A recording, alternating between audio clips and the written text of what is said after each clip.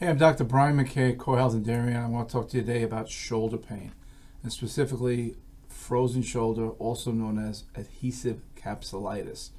So what happens, you can have a trauma, a repetitive sprain strain, a car accident, a sporting injury, and the shoulder starts to move less. As it moves less, it becomes more painful to move, and it gets worse and worse, and sometimes it can take up to 2.5 to 3 years to fix. Cortisone shots don't really do it, neither does surgery. We have found 4 major muscle groups that contribute significantly to frozen shoulder.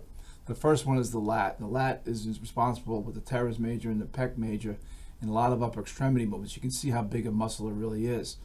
Now, the latissimus dorsi of the lat works in conjunction with the deltoid. The black arrow is the deltoid, the red arrow is the lat.